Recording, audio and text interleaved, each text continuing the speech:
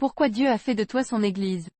Jésus avait dit à Simon-Pierre dans Matthieu 16 verset 18, « Et moi, je te dis que tu es Pierre, et que sur cette pierre je bâtirai mon Église, et que les portes du séjour des morts ne prévaudront point contre elle. » Mais ce même Pierre, dans le livre de 1 Pierre 2 versets 4 à 10, nous révèle que l'un des objectifs de Christ, par sa mort et sa résurrection, était de devenir la pierre vivante et principale sur laquelle l'Église repose.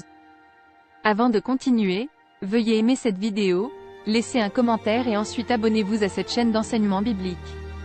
De retour à notre sujet, Simon, dans 1 Pierre 2 versets 4 à 10 révèle que les chrétiens nés de nouveau en Christ sont l'Église spirituelle de Dieu.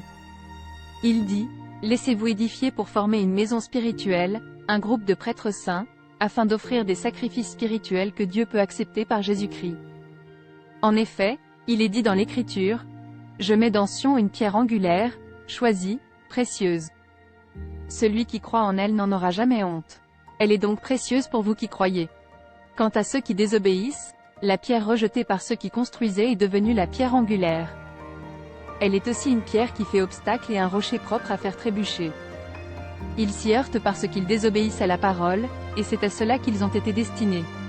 Vous, au contraire, vous êtes un peuple choisi, des prêtres royaux, une nation sainte, un peuple racheté afin de proclamer les louanges de celui qui vous a appelé des ténèbres à sa merveilleuse lumière. Vous qui autrefois n'étiez pas un peuple, vous êtes maintenant le peuple de Dieu.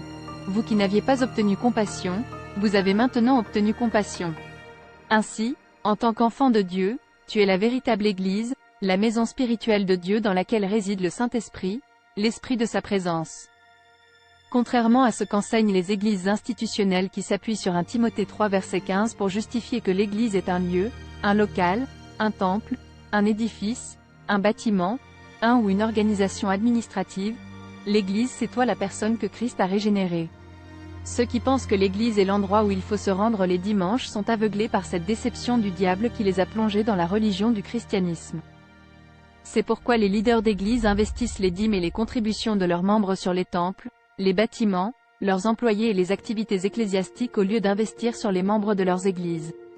Ils ne comprennent pas que l'argent de leurs organisations ecclésiastiques est pour protéger chaque membre de leur église contre les stratégies de pauvreté de Satan.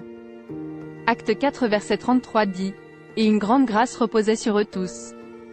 Car il n'y avait parmi eux aucun indigent parce que tous ceux qui possédaient des champs ou des maisons les vendaient, apportaient le prix de ce qu'ils avaient vendu, et le déposaient aux pieds des apôtres, et l'on faisait des distributions à chacun selon qu'il en avait besoin. » 1 Timothée 3 verset 15 dit, « Mais afin que tu saches, si je tarde, comment il faut se conduire dans la maison de Dieu, qui est l'Église du Dieu vivant, la colonne et l'appui de la vérité. » Si vous lisez 1 Pierre 2 verset 4 à 10, la Bible dit que ce sont les chrétiens qui doivent se laisser édifier par Christ pour former une maison spirituelle, un groupe de prêtres saints, afin d'offrir des sacrifices spirituels que Dieu peut accepter par Jésus-Christ.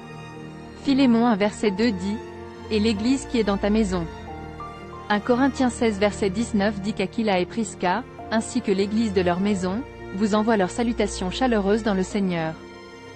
Romains 16 verset 5 dit, « Saluez aussi l'Église dans leur maison. » Romains 16 verset 1 à 27 dit, « Je vous recommande notre sœur Phébé, servante de l'Église de Cenchréa. » Il dit aussi, « Saluez Prisca et Aquilas, mes compagnons d'œuvre en Jésus-Christ, qui ont risqué leur vie pour ma vie, à qui non seulement je rends grâce, mais aussi toutes les églises des païens.